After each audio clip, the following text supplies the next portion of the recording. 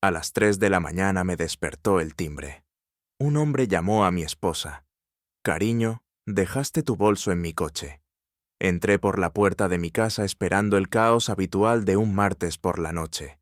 Mi hija desparramada en el sofá con los deberes. Mi esposa Laura gritando sobre la cena desde la cocina. Quizás el perro ladrando a la nada. En cambio, encontré un maldito tribunal esperándome en mi propia sala de estar. Estaban todos allí sentados en un semicírculo perfecto, como una retorcida sesión de terapia familiar. Laura, encaramada en el borde del sofá, con sus brazos tonificados por el yoga cruzados, el pelo rubio recogido en ese moño severo que usaba cuando iba en serio. Mis hijas, María y Clara, de 16 y 14 años respectivamente, la flanqueaban, ambas evitando mi mirada. Mi madre, Eva, estaba sentada en mi sillón reclinable favorito, mi silla, con su pelo canoso perfectamente peinado y los labios fruncidos con esa expresión que desde mi infancia sabía que significaba problemas. Y allí, apoyado despreocupadamente en la repisa de la chimenea, como si fuera el dueño del lugar, estaba mi hermano mayor, Esteban. El silencio se prolongó durante unos 10 segundos antes de que mi hija menor, Clara, se aclarara la garganta. «Papá, tienes que sentarte», dijo con la voz temblorosa, pero decidida. «Necesitamos hablar». Me quedé de pie dejando mi caja de herramientas en el suelo, con un golpe deliberado. Después de 12 horas gestionando a mi equipo de construcción, lidiando con retrasos de permisos y discutiendo con proveedores, lo último que quería era lo que esto parecía estar convirtiéndose. ¿Hablar de qué?, pregunté paseando la mirada por sus rostros. Esteban fue el único que me sostuvo la mirada, y algo en su expresión hizo que se me encogiera el estómago. María habló a continuación, su voz más firme que la de su hermana. «Papá, tienes que aceptar una nueva realidad. Ya no estás a cargo de esta familia». Las palabras me golpearon como un puñetazo. Sentí mi mandíbula apretarse, mis manos cerrarse en puños a mis costados. «Disculpa, Javier. Por favor, siéntate», dijo Laura, su voz rebosante de esa falsa preocupación que había perfeccionado con los años. «Todos estamos aquí porque nos preocupamos por ti. Se preocupan por mí». Me reí, pero sin humor. Esto parece más una emboscada. Esteban se apartó de la repisa, su traje caro impecable a pesar de lo avanzado de la hora. Mi hermano siempre había sido el hijo de oro, el que tenía el título universitario, el trabajo de asesor financiero, el historial de crédito perfecto, todo lo que yo no era, según mi familia. «Javier, hemos estado hablando», dijo Esteban, su voz suave y razonable. «Sobre las niñas, sobre Laura, sobre lo que es mejor para todos. Lo que es mejor para todos», repetí lentamente. «¿Y qué sería eso exactamente?» María miró a su madre y luego a mí. «El tío Esteban es más como un padre para nosotras ahora. Papá es el quien ayuda con los deberes, quien viene a nuestros eventos escolares, quien realmente escucha cuando hablamos». Las palabras fueron como un cuchillo retorciéndose en mi pecho. Pensé en todos los partidos de fútbol que me había perdido por el trabajo, en todas las reuniones de padres y maestros a las que había llegado cubierto de serrín y pintura, todas las veces que había estado demasiado cansado para ayudar con los proyectos de álgebra o historia. Trabajo 60 horas a la semana para pagar esta casa. Vuestra ropa, vuestros teléfonos, vuestro todo, dije, mi voz elevándose a pesar de mis esfuerzos por mantener la calma. Siento si eso no me deja tiempo para ser el perfecto padre de suburbio. «No se trata de ser perfecto», intervino Laura. «Se trata de estar presente. Esteban ha sido más un compañero para mí en los últimos 6 meses de lo que tú lo has sido en 6 años. Compañero». La palabra quedó suspendida en el aire como humo, y de repente todo encajó. La forma en que Esteban había estado viniendo más a menudo, siempre con alguna excusa sobre ayudar en el jardín o arreglar algo. La forma en que Laura había empezado a arreglarse, incluso para ir al supermercado. la forma en que mis hijas habían empezado a mirarme como si fuera un extraño en mi propia casa. Un compañero, dije en voz baja. Así es como lo llamamos. Mi madre finalmente habló, su voz afilada por la desaprobación. Javier, estás siendo dramático. Esteban no ha hecho más que ayudar a esta familia mientras tú has estado enterrado en tu trabajo. A ayudar, asentí lentamente, sintiendo que algo frío y duro se asentaba en mi pecho. Claro. Miré alrededor de la habitación una vez más, observando sus rostros, la falsa simpatía de Laura, la satisfacción petulante de Esteban, la lealtad confundida de mis hijas, la decepción de mi madre. Ya habían tomado su decisión. Esto no era una conversación, era un veredicto. ¿Saben qué? Dije, recogiendo mi caja de herramientas. Creo que voy a pasar de esta pequeña reunión familiar. Javier, no te vayas. Me llamó Laura. Necesitamos resolver esto como adultos. Me detuve en la puerta principal y me volví. Adultos. ¿Quieren manejar esto como adultos? Bien, pero la próxima vez que quieran organizar una intervención, quizás no lo hagan en la casa que yo pago. Salí cerrando la puerta silenciosamente detrás de mí.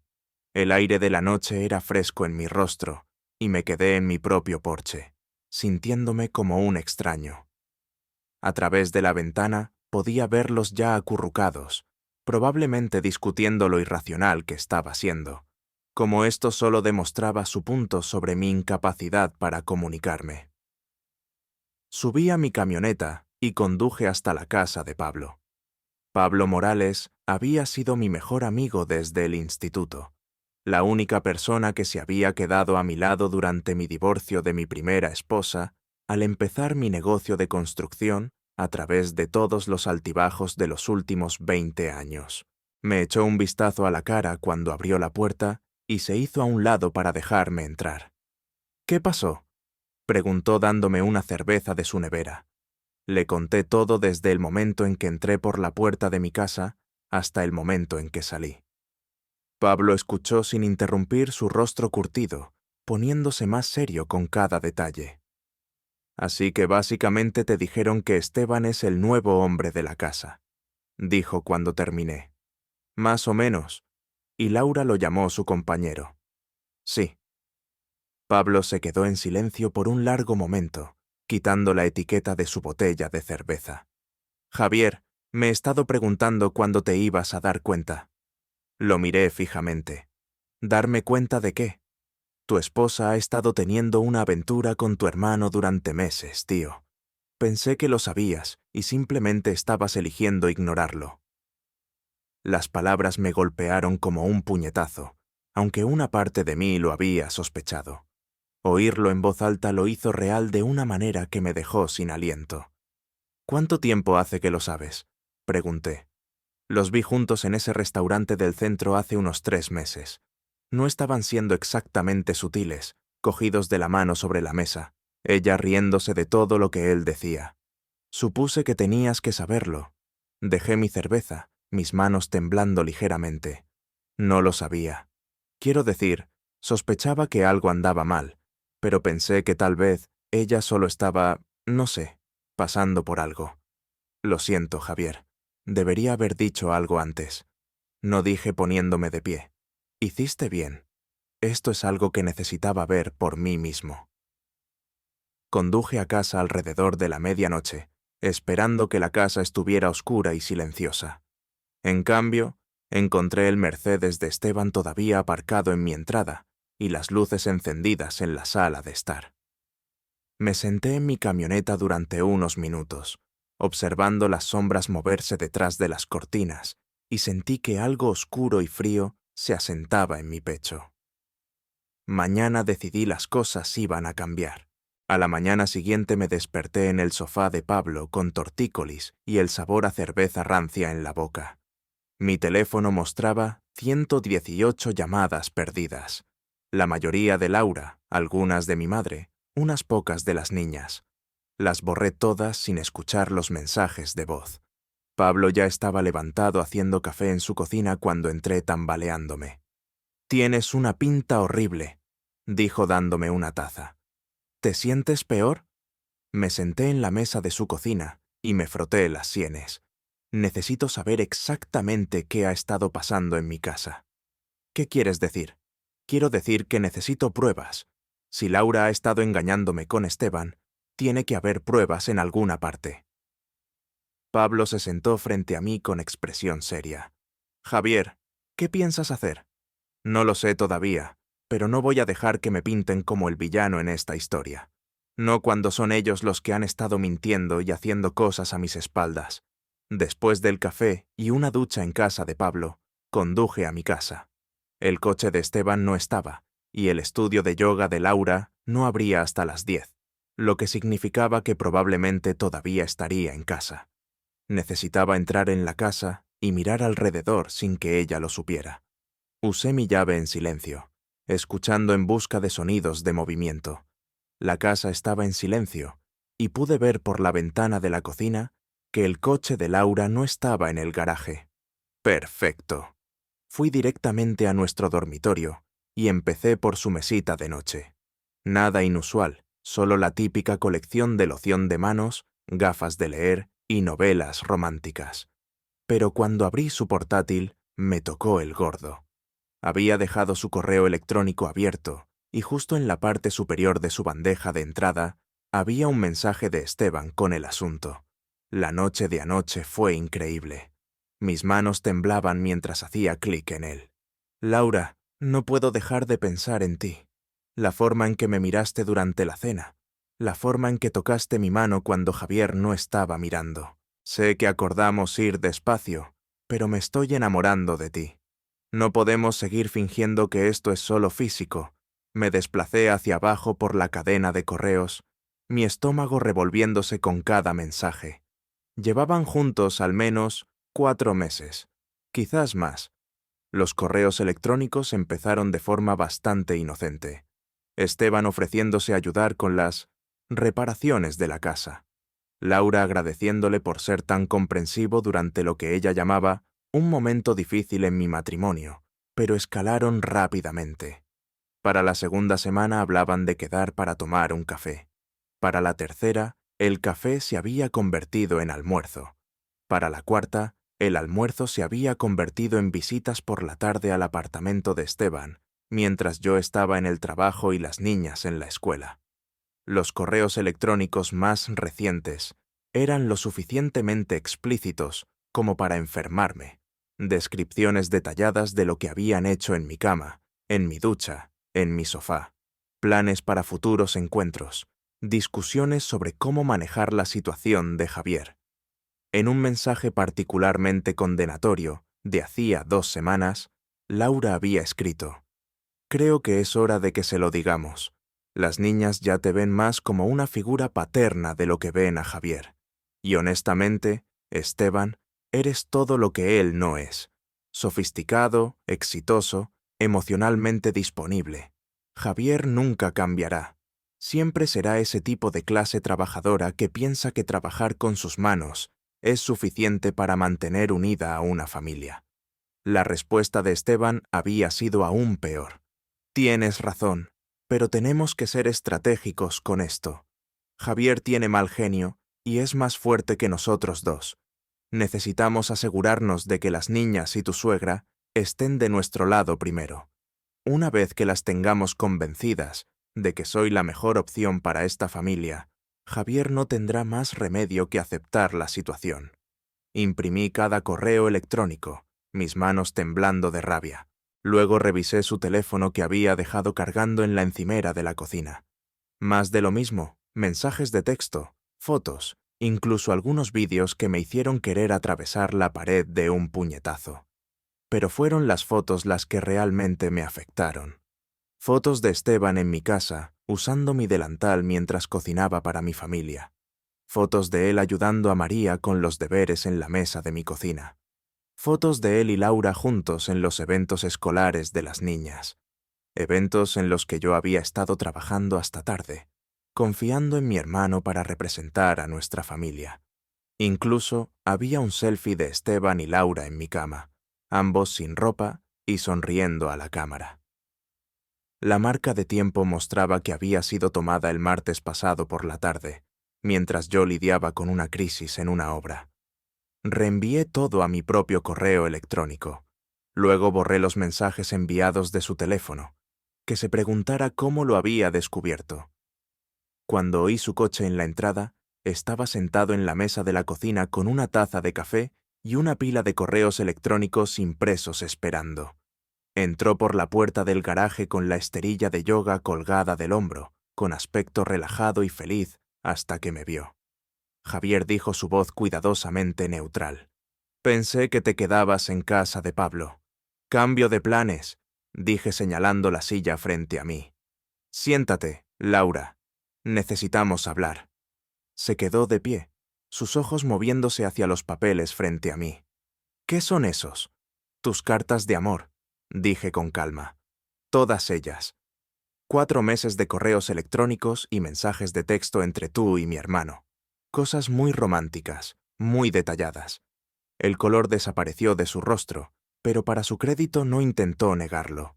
En su lugar dejó su esterilla de yoga y se cruzó de brazos. «¿Cómo entraste en mi correo electrónico? Dejaste tu portátil abierto. Despistado para alguien que se supone que está llevando una aventura secreta». Se sentó lentamente, su compostura de instructora de yoga empezando a resquebrajarse. «Javier, ¿puedo explicarlo?» «¿Explicar qué?» «¿Cómo has estado acostándote con mi hermano en nuestra cama? ¿Cómo has estado poniendo a mis hijas en mi contra? ¿Cómo tú y Esteban habéis estado planeando echarme de mi propia familia? ¿No es así?» «No». Cogí uno de los correos electrónicos impresos y leí en voz alta. «Esteban, no puedo esperar a que no tengamos que escondernos más. Javier es tan ingenuo. De hecho, te dio las gracias la semana pasada por ser un hermano tan bueno. Si supiera que su buen hermano ha estado haciéndome correr 3 veces al día en la cama que Javier paga». Laura se estremeció como si la hubiera bofeteado. «Javier, por favor, por favor». «¿Qué?» «Por favor, finge que no he visto esto. Por favor, sigue adelante con tu pequeño plan para hacer de Esteban el nuevo cabeza de familia». Me incliné hacia adelante, mi voz bajando a un susurro. «Dime, Laura, ¿la reunión familiar de anoche fue idea tuya o suya?» No respondió, pero la culpa escrita en su rostro fue respuesta suficiente. «Esto es lo que va a pasar», dije levantándome y recogiendo los papeles. «Vas a llamar a Esteban y decirle que lo sé todo. Vas a decirles a las niñas que su perfecto tío Esteban les ha estado mintiendo y vas a empezar a buscar un nuevo lugar para vivir. Javier, no puedes simplemente echarme. Esta también es mi casa. Lo es, porque según estos correos electrónicos ya has estado planeando dejarme por Esteban. Algo sobre que su apartamento es mucho más bonito que nuestra hortera casa de suburbio». Ahora estaba llorando, el rímel corriendo por sus mejillas. Nunca quise que sucediera de esta manera. Esteban y yo simplemente conectamos. Y tú has estado tan distante últimamente, ¿no? Levanté una mano. «No te atrevas a intentar que esto sea mi culpa. Tomaste una decisión, Laura. Elegiste traicionar a tu marido con su propio hermano. Elegiste poner a mis hijos en mi contra. Elegiste planear mi humillación en mi propia sala de estar. Esas fueron tus decisiones». Caminé hacia la puerta, luego me volví. «Ah, y Laura, quizás quieras cambiar tus contraseñas. Nunca se sabe quién podría estar leyendo tu correo electrónico». La dejé sentada en la mesa de la cocina, sollozando entre sus manos, y conduje de regreso a casa de Pablo. Tenía trabajo que hacer. Durante la semana siguiente mantuve la calma. Fui a trabajar todos los días. Volví a casa para cenar. Ayudé a las niñas con los deberes cuando me dejaban. Fui cortés con Laura. Civilizado con Esteban cuando aparecía. Respetuoso con mi madre, pero por dentro estaba planeando la primera fase, fue la recopilación de información. Instalé un rastreador GPS en el Mercedes de Esteban, del tipo que los contratistas usan para rastrear los vehículos de la empresa. Coloqué una cámara en mi garaje que tenía una vista clara de la entrada. Empecé a prestar atención a los patrones, horarios, rutinas. Lo que descubrí hizo que me hirviera la sangre. Esteban venía a mi casa casi todos los días mientras yo estaba en el trabajo.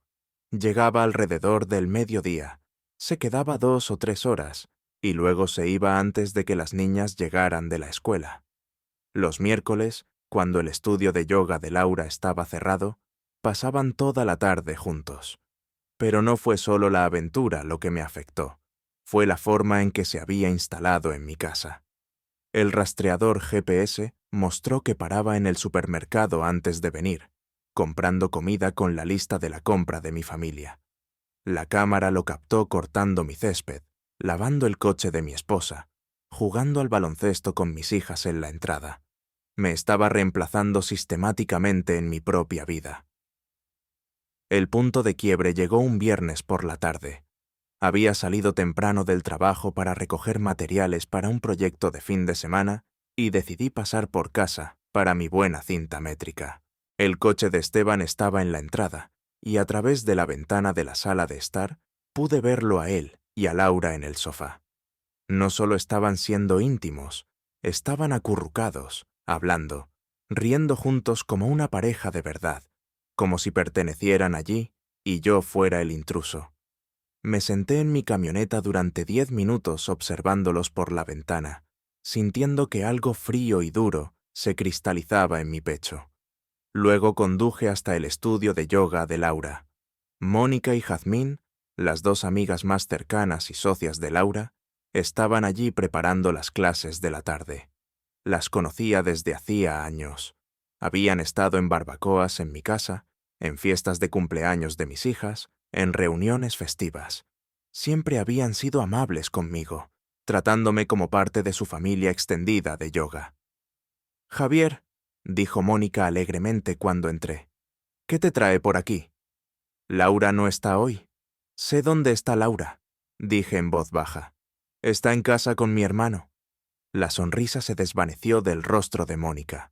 Jazmín dejó de colocar los bloques de yoga y se volvió para mirarme. «¿Qué quieres decir?», preguntó Jazmín. Saqué mi teléfono y les mostré una de las fotos que había encontrado. Esteban y Laura besándose en mi cocina tomada hacía 3 días, según la marca de tiempo. Quiero decir que mi esposa ha estado teniendo una aventura con mi hermano durante 4 meses, y aparentemente todo el mundo lo sabía, excepto yo. La mano de Mónica voló a su boca. «Oh, Dios mío, Javier, no teníamos ni idea». «No, porque según los correos electrónicos que encontré, Laura le ha estado contando a Esteban conversaciones con ustedes 2, sobre cómo la han estado animando a seguir su corazón y no conformarse con un matrimonio que no la satisface». Las 2 mujeres intercambiaron miradas y pude ver la culpa escrita en sus rostros. «Javier, nunca le dijimos que tuviera una aventura», dijo Jazmín débilmente. Quizás no con esas palabras exactas, pero sabían que era infeliz, y en lugar de sugerir terapia de pareja o una conversación honesta, le dijeron que merecía algo mejor. La ayudaron a justificar lo que estaba haciendo. «Eso no es justo», protestó Mónica. «Somos sus amigas. Estábamos tratando de apoyarla». ¿Apoyar qué? El adulterio, la traición, la destrucción de una familia. Guardé mi teléfono y miré alrededor del estudio. Los carteles inspiradores en las paredes, los cristales y las velas. Toda la atmósfera cuidadosamente construida de paz e iluminación. ¿Saben qué es gracioso?, dije, toda esta charla sobre la atención plena y vivir auténticamente, y ninguna de ustedes tuvo el coraje de decirme que mi esposa me estaba engañando con mi propio hermano. «Javier, por favor», dijo Mónica, «no hagas nada de lo que te arrepientas». Arrepentirme, me reí, pero sin humor. Lo único que lamento es haber confiado en personas que me sonreían a la cara mientras ayudaban a destruir mi matrimonio a mis espaldas. Caminé hacia la puerta. Luego me volví. «Ah, y señoras, quizás quieran buscar una nueva socia, porque cuando todo esto salga a la luz y saldrá, nadie en este pueblo querrá tomar clases de yoga de alguien que ayuda a las mujeres casadas a engañar a sus maridos». Esa noche llegué a casa y encontré otra reunión familiar en curso. Esta vez, Pablo también estaba allí, sentado incómodamente en el borde del sofá, mientras Laura, Esteban, mi madre y las niñas formaban su habitual tribunal. «Javier», dijo Laura mientras entraba, «necesitamos hablar sobre tu comportamiento de hoy». «Mi comportamiento». «Mónica me llamó», dijo. «Dijo que fuiste al estudio y hiciste algunas acusaciones muy serias». Miré alrededor de la habitación observando sus rostros. Pablo parecía arrepentido. Claramente lo habían emboscado igual que a mí la semana anterior. Esteban parecía petulante y confiado. Mi madre parecía decepcionada. Las niñas parecían confundidas y molestas. «Acusaciones», dije con calma. «Es así como llamamos a la verdad ahora». «Javier, por favor», dijo mi madre. «No hay necesidad de este tipo de drama». «Drama». Saqué mi teléfono y abrí uno de los vídeos que había encontrado en el teléfono de Laura. «Mamá, ¿te gustaría ver un drama de verdad? Este es un vídeo de tu hijo de oro, Esteban, siendo íntimo con mi esposa en mi cama». Javier, chilló Laura lanzándose a por mi teléfono. Lo mantuve fuera de su alcance. «¿Qué pasa, Laura? Avergonzada de tu obra artística». Esteban se levantó, su rostro enrojecido de ira. «Ya basta, Javier. Te estás pasando de la raya. Yo me estoy pasando de la raya». Me reí. «Esteban, llevas 4 meses acostándote con mi mujer, poniendo a mis hijas en mi contra y planeando apoderarte de mi familia. Y soy yo el que se pasa de la raya». «Papá», dijo María con lágrimas corriendo por su rostro. «Simplemente para parar». «¿Qué?» «Cariño, parar de decir la verdad, parar de defenderme, parar de luchar por mi propia familia. Esto es exactamente por lo que necesitábamos tener esta intervención», dijo Laura con la voz temblorosa. «Mira cómo estás actuando, Javier. ¿Estás asustando a las niñas? Yo las estoy asustando. ¿Qué hay del tío Esteban que les ha estado mintiendo durante meses? ¿Qué hay de su madre que ha estado traicionando a su padre? ¿Qué hay de su abuela que sabía de la aventura y no dijo nada?» El rostro de mi madre se puso blanco.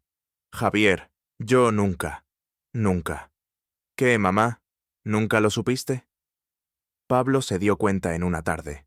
«Has estado viniendo a esta casa 2 veces por semana durante 4 meses, y nunca te diste cuenta de que el coche de Esteban estaba aquí con demasiada frecuencia. Nunca te preguntaste por qué Laura estaba de repente tan feliz. Nunca cuestionaste por qué las niñas empezaron a hablar de Esteban como si fuera su verdadero padre». La habitación se quedó en silencio, excepto por el sonido de Clara llorando suavemente. «Esto es lo que va a pasar», dije, mi voz mortalmente tranquila. «Esteban, vas a salir de mi casa y no volverás. Laura, ¿vas a decirles a las niñas la verdad sobre lo que has estado haciendo? Mamá, ¿vas a decidir si quieres una relación con tu hijo o con la esposa infiel de tu hijo? Porque no puedes tener ambas cosas. Javier, no puedes darnos ultimátums», dijo Esteban. «Mírame». Me volví hacia Pablo. «Siento que te hayan metido en esto, tío. ¿Quieres tomar una cerveza?»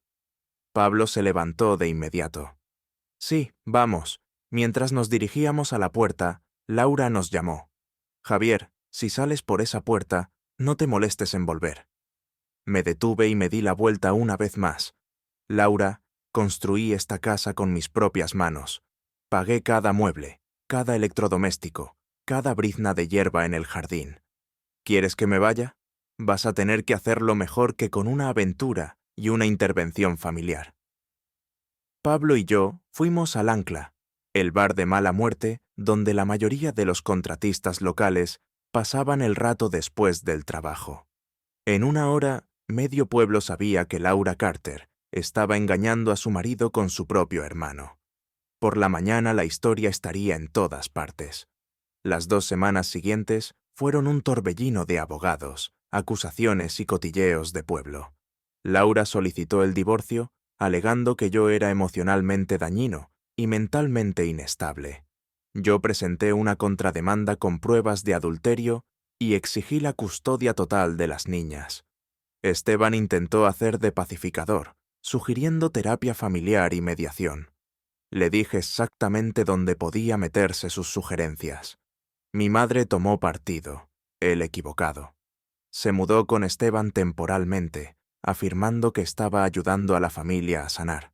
Lo que realmente estaba haciendo era proporcionar una tapadera para la aventura, dándoles una apariencia de respetabilidad. Las niñas estaban atrapadas en medio, confundidas y enojadas. María me culpaba por destruir la familia. Clara simplemente lloraba mucho y preguntaba por qué todo el mundo estaba tan enfadado todo el tiempo. Pero el verdadero golpe llegó cuando descubrí lo del dinero. Estaba revisando los registros financieros para los procedimientos de divorcio cuando noté algunas irregularidades en nuestras cuentas conjuntas. Faltaba dinero, transferencias que no recordaba haber autorizado, tarjetas de crédito que no había solicitado. Me llevó 3 días de trabajo de detective, pero finalmente descubrí lo que había estado sucediendo. Esteban, con sus credenciales de asesor financiero y las firmas falsificadas de Laura, había estado vaciando sistemáticamente nuestras cuentas y sacando préstamos a mi nombre. En el transcurso de 4 meses, me habían robado casi $50,000, dinero que había ahorrado para los fondos universitarios de las niñas, para mejoras en la casa para nuestro futuro. Lo habían usado para financiar su aventura, hoteles caros, viajes de fin de semana, joyas para Laura que yo había asumido que se había comprado ella misma. Cuando los confronté con las pruebas, Esteban tuvo las agallas de afirmar que era un préstamo. Estaba ayudando a Laura a ser financieramente independiente, dijo sentado en el despacho de mi abogada, como si me estuviera haciendo un favor. Necesitaba su propio dinero para cuando ustedes dos se separaran. ¿Quieres decir para cuando la convenciste de que me dejara por ti? Corregí. Javier, tu matrimonio ya estaba acabado. Laura era miserable. Yo solo la ayudé a ver que tenía opciones. Opciones que incluían robar mi dinero y falsificar mi firma en documentos de préstamo. No es robar si es propiedad marital. Miré a mi abogada, la señorita Blanco, una mujer de unos 50 años y mirada aguda, especializada en divorcios complicados. Ella asintió levemente. Los teníamos acorralados con el fraude financiero, pero Esteban no había terminado. Además, Javier, seamos honestos sobre de qué se trata realmente esto. Estás enojado porque Laura eligió a alguien mejor, alguien que realmente puede proveer para ella, emocional y financieramente. Financieramente me reí. Esteban, eres un asesor financiero que gana 60,000 al año. Yo soy dueño de una empresa de construcción que facturó 2,000 el año pasado. La única forma en que puedes proveer para ella financieramente es robándome a mí. Gano más de 60,000. No, no lo haces. Deslicé una carpeta sobre la mesa. Contraté a un investigador privado para que investigara tus finanzas. Estás en la ruina, Esteban. Tienes 40,000 en deudas de tarjetas de crédito. Tu apartamento tiene 3 meses de retraso en los pagos y tu coche está a punto de ser embargado. Por eso necesitabas mi dinero. No estabas tratando de impresionar a Laura con un estilo de vida que no podías permitirte. El rostro de Esteban se puso rojo, luego blanco. Laura lo miró en estado de shock. Eso no es. Quiero decir, tuve algunos problemas temporales de flujo de efectivo. Pero nada interrumpí. Eres un fraude, Esteban. Has estado viviendo por encima de tus posibilidades durante años, y cuando viste la oportunidad de robarle a tu propio hermano para financiar tu aventura, la aprovechaste. La reunión terminó con Esteban y Laura saliendo furiosos, pero el daño estaba hecho. En cuestión de días, las pruebas de fraude financiero se presentaron ante el tribunal y los cargos penales estaban pendientes, pero aún no había terminado con ellos. La siguiente fase de mi plan requería paciencia y una sincronización cuidadosa. Esperé hasta el fin de semana del festival anual de la Fundación, cuando todo el pueblo estaría reunido en la plaza para disfrutar de comida, música y celebraciones comunitarias. Esteban se había ofrecido voluntario para dar una presentación sobre planificación financiera para familias. Irónico, considerando su propia situación financiera y los recientes cargos criminales. Estaba programado para hablar a las 2 en punto, justo después del discurso de bienvenida del alcalde. Me aseguré de llegar temprano montando mi propio pequeño expositor en una mesa cerca del escenario principal. Imprimí copias de los correos electrónicos entre ellos y registros bancarios que mostraban el dinero robado y fotos de ellos juntos en mi casa. Todo estaba organizado en carpetas ordenadas, con etiquetas como pruebas de adulterio, documentación de fraude financiero y cronología de la traición. Exactamente a las 2 en punto, mientras Esteban tomaba el micrófono para comenzar su presentación sobre construir la confianza financiera en su familia, me puse de pie. Antes de que Esteban hable sobre la confianza financiera, grité en voz alta: quizás debería explicar por qué ha estado robando dinero de su propio hermano para financiar una aventura con la esposa de su hermano. La multitud se quedó en silencio. Esteban se congeló ante el micrófono, su rostro perdiendo todo el color. «Javier, por favor», dijo al micrófono. «Este no es el momento ni el lugar». No lo es. Caminé hacia el escenario, sosteniendo uno de los correos electrónicos impresos. Este es un foro público sobre confianza financiera, y tú eres un asesor financiero que ha estado cometiendo fraude. Me parece exactamente el momento y el lugar adecuados. Me volví para dirigirme a la multitud que había crecido a medida que la gente se daba cuenta de que algo dramático estaba sucediendo. «Mi nombre es Javier García», dije en voz alta. «Algunos de ustedes me conocen. Soy dueño de Construcciones García. He vivido en este pueblo durante 15 años. He construido la mitad de las casas en la calle del Olmo. Lo que quizás no sepan es que mi hermano Esteban y mi esposa Laura han estado teniendo una aventura durante 4 meses. Jadeos y murmullos recorrieron a la multitud. Pude ver a Laura abriéndose paso entre la gente tratando de llegar al escenario con el rostro rojo brillante de humillación. Pero esa no es la peor parte, continué. La peor parte es que Esteban, en quien están a punto de confiar con consejos sobre el futuro financiero de su familia, ha estado robando dinero de mis cuentas para pagar habitaciones de hotel y joyas para su amante.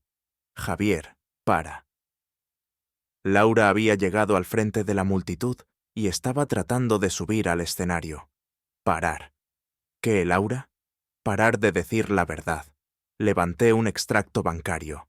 Robados en 4 meses. Firmas falsificadas. Préstamos no autorizados. Tarjetas de crédito sacadas a mi nombre. Todo para financiar su pequeña aventura amorosa. Esteban se había alejado del micrófono, pero pude ver al alcalde acercándose desde un lado del escenario, claramente con la intención de detener mi presentación improvisada. Tenía quizás 30 segundos más antes de que me cortaran. «El punto es», dije, alzando la voz para que se oyera por encima del creciente murmullo de la multitud, que cuando alguien es capaz de robarle a su propia familia, mentirle a su propio hermano y traicionar a las personas que más confían en él, probablemente no deberían confiarle sus ahorros para la jubilación. El alcalde me alcanzó justo cuando terminé, pero ya era demasiado tarde. El daño estaba hecho. La reputación de Esteban en el pueblo estaba destruida. Laura sollozaba de humillación, y la mitad de la multitud ya estaba sacando sus teléfonos para llamar a amigos y familiares con el cotilleo. Mientras la seguridad me escoltaba lejos del escenario, vi a mis hijas entre la multitud. María parecía horrorizada, pero Clara miraba a su madre y a su tío con algo que parecía comprensión, finalmente amaneciendo en sus ojos. Esa noche Esteban se fue del pueblo, empacó su apartamento y se fue sin decirle a nadie a dónde iba. Los cargos criminales lo seguirían donde quiera que fuera, pero al menos estaba fuera de mi vida. Laura aguantó otra semana antes de quebrarse bajo la presión de ser la paria del pueblo. Se mudó de nuevo a casa de su madre en el norte, dejando a las niñas conmigo. Mi madre pasó por casa unos días después pareciendo más vieja y cansada de lo que la había visto nunca. «Te debo una disculpa», dijo de pie torpemente en mi sala de estar. «Sí, me la debes».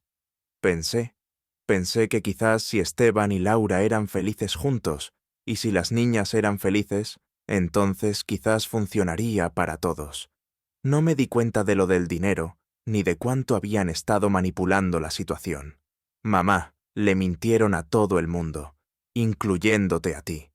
Esteban ha estado en la ruina durante años, y la ha estado planeando dejarme desde antes de que empezara la aventura. Te usaron a ti, igual que me usaron a mí. Ella asintió con lágrimas en los ojos. ¿Puedes perdonarme? Miré a mi madre, la miré de verdad, y vi a una anciana solitaria que había sido engañada por un hijo charlatán y una nuera manipuladora. Había tomado decisiones terribles, pero también había sido una víctima a su manera. Sí, mamá, puedo perdonarte, pero va a llevar tiempo volver a confiar en ti. Lo entiendo. Se fue y me quedé solo en mi casa con mis 2 hijas, que finalmente estaban empezando a entender lo que realmente había estado sucediendo en su familia. Fueron necesarios meses de terapia familiar, conversaciones honestas y paciencia, pero finalmente empezamos a sanar. María se disculpó por tomar partido sin conocer todos los hechos. Clara dejó de llorar todo el tiempo y comenzó a hablarme de nuevo sobre la escuela, los amigos y sus sueños para el futuro. El divorcio se finalizó 6 meses después. Me quedé con la casa, obtuve la custodia total de las niñas y se ordenó a Laura que pagara una restitución por el dinero robado, aunque dudaba que alguna vez viera la mayor parte. Esteban nunca volvió al pueblo. Oí a través de conocidos mutuos que se había declarado en bancarrota y trabajaba en un concesionario de coches en algún lugar de la costa. Los cargos penales se habían retirado a cambio de una restitución total, pero su carrera como asesor financiero había terminado. Laura intentó mantener una relación con las niñas a través de llamadas telefónicas y visitas ocasionales, pero era tensa. Le habían perdido el respeto y la confianza. Una vez rota, es difícil de reconstruir. En cuanto a mí, aprendí a ser tanto madre como padre para mis hijas. Aprendí a ayudar con los deberes y asistir a los eventos escolares y escuchar cuando necesitaban hablar. Aprendí que estar presente era más importante que ser perfecto y que el amor sin honestidad es solo manipulación. La auditoría familiar estaba completa. Algunas relaciones se habían perdido para siempre, pero las que quedaban eran más fuertes y auténticas de lo que nunca habían sido. Y a veces eso es lo mejor que se puede esperar.